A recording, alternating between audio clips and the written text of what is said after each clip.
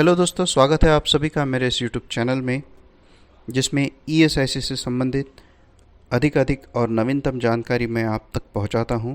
मेरा नाम है जितेंद्र। मेरे कॉन्टैक्ट डिटेल्स यहां पे मैंने शेयर किए हुए हैं। एक टेलीग्राम चैनल भी यहां पे आप देख सकते हो, जिसको आप सब्सक्राइब कर सकते हो, जिससे इस चैनल में जो भी नए वीडियो आएंगे उसका डायरेक्ट लिंक आपके मोबाइल पे आपको मिल सके। आज का ये वीडियो ईएसआईसी के रूल 56A में एक नया अमेंडमेंट प्रपोज किया हुआ है, उसके बारे में है। तो ये रूल 56 क्या है, कौन सा बेनिफिट इसके अंतर्गत मिल सकता है और एग्जैक्टली क्या अमेंडमेंट प्रपोज हुआ है, इसके बारे में ये वीडियो है।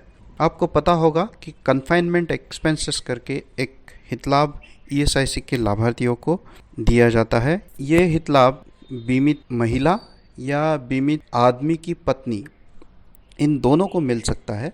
मैं अगर एग्जैक्टली वर्ड टू वर्ड पढ़ूँ रूल 56A का फर्स्ट लाइन, ये कहता है कि an insured woman and an insured person in respect of his wife shall be paid a sum of rupees 5,000 on account of confinement expenses.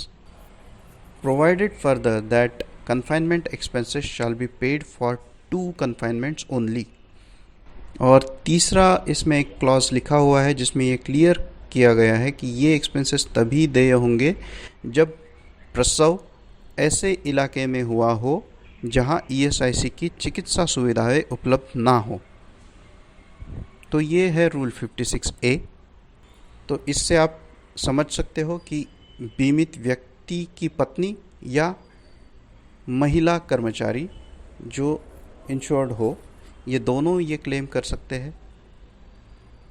अगर महिला है तो खुद के प्रसव के लिए क्लेम करेगी, और पुरुष है तो उसकी बीवी का प्रसव ऐसे कहीं एरिया में हुआ है जहाँ पे ईएसआईसी की चिकित्सा सुविधाएं उपलब्ध नहीं थी, तो वो अपने बीवी के लिए ये क्लेम कर सकता है।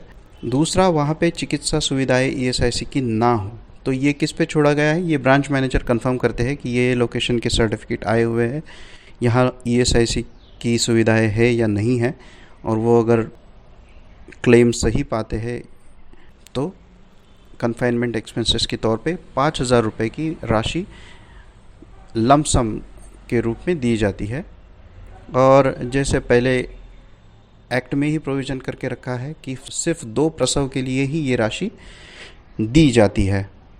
तो ये क्यों है? क्योंकि ईएसआईसी के अंतर्गत चिकित्सा सुविधाएं ईएसआईसी के लाभार्थियों को फ्री ऑफ कॉस्ट होती है, लेकिन ऐसा भी है कि ईएसआईसी की सुविधाएं और ईएसआई एक्ट एक सर्टन पॉकेट्स में ही लागू है, ये पूरे भारतवर्ष में लागू नहीं है।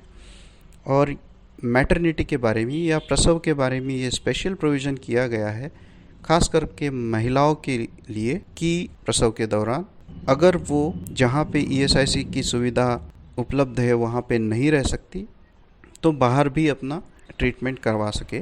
प्रसूति के लिए ये स्पेशल प्रोविज़न है, क्योंकि ये समय थोड़ा डेलिकेट होता है और महिलाओं को ये बाध्य करना बहुत मुश्किल है कि यहीं पे कन्फाइनमेंट कीजिए, क्योंकि काफ़ी सारे प्रॉब्लमेटिक इश्यूज़ होते हैं। और ईएसआई एक्ट के तहत जो भी प्रोविज़न है, ईएसआईसी की मेडिकल सुविधाएं जो है वो सब जगह पे लागू नहीं है। तो अगर किसी महिला को बाध्य करेंगे कि यहीं पे आपको ट्रीटमेंट लेना है ईएसआईसी के अस्पताल में या दवाखानों में, तो उसके लिए थोड़ा मुश्किल हो जाती है, असुविधा हो जाती है। इसलिए ये प्रसव के बारे में स्पेशल प्रोविज़न करके रखा हुआ है कि कन्फाइनमेंट एक्सपेंसेस के रूप में अगर आप ईएसआईसी के दवाखानों से या अस्पतालों से ट्रीटमेंट नहीं ले रही हो, तो आप आपकी सुविधा से जहाँ चाहे वहाँ सुविधाएं लीजिए, जहाँ चाहे वहाँ प्रसव कीजिए।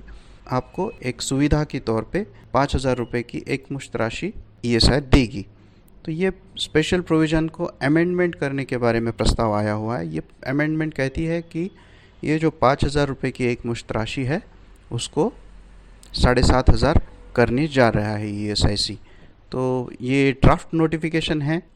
ड्राफ्ट नोटिफिकेशन में सुझाव मांगे गए हैं 30 दिन के अंदर अंदर। 27 जुलाई की तारीख को ये ड्राफ्ट नोटिफिकेशन इशू हुआ है। 27 जुलाई से 30 दिन के अंदर अंदर नोटिफिकेशन में जो एड्रेस और ईमेल आईडी दिया हुआ है उनमें से किसी एक पे आपको अपने सुझाव या आपत्ति अगर कोई है तो वो भेज देने हैं। उनको कंसिडर करने के बाद फाइनल नोटिफिकेशन जब आएगा तब से ये नया प्रस्ताव लागू होगा। तो इस तरह से ये नोटिफिकेशन आया हुआ है। आपके कोई सुझाव अगर है या आपत्ति कोई है तो वो दिए हुए एड्रेसेस पे आप ईमेल के थ्रू या बाय पोस्ट भेज सकते हो, और 30 दिन के अंदर अंदर वो वहाँ पे अगर पहुँच जाते हैं तो उनको कंसिडर करके फ़ाइनल नोटिफिकेशन इसका आ जाएगा। फ़ाइनल नोटिफिकेशन जब आएगा तब मैं ज़रूर आप लोगों से वो भी शेयर करूँगा। मेरा अगला वीडियो दोस्तों वेज कोड बिल 2019 के ऊपर है। ये आधा छूट गया था क्योंकि 2018 में पार्लियामेंट में इसे प्रस्तुत किया गया था और इसके ऊपर एक पार्लियामेंट्री स्टैंडिंग कमेटी गठित की गई थी उसको कंसिडर करने के लिए, और पार्लियामेंट की स्टैंडिंग कमेटी ने वेज कोड बिल 2019 के ऊपर स्टडी करके अपना रिपोर्ट सबमिट कर दिया है। उस रिपोर्ट के ऊपर मेरा नेक्स्ट वीडियो होगा। ESIC के बारे में अधिक जानकारी पाते रहने के लिए और इसमें लेटेस्ट जो भी डेवलपमेंट है वो जानने के लिए जुड़े रहिए मेरे साथ। सब्सक्राइब कीजिए मेरे इस यूट्यूब चैनल को। आपके जो भी सुझाव या आपको और कुछ जानकारी चाहिए तो आप कमेंट्स के थ्रू या मेरे कॉन्टैक्ट डिटेल्स में शेयर कराऊँ उनके थ्रू मेरे तक पहुंचा सकते हो। आप सभी का बहुत बहुत शुक्रिया।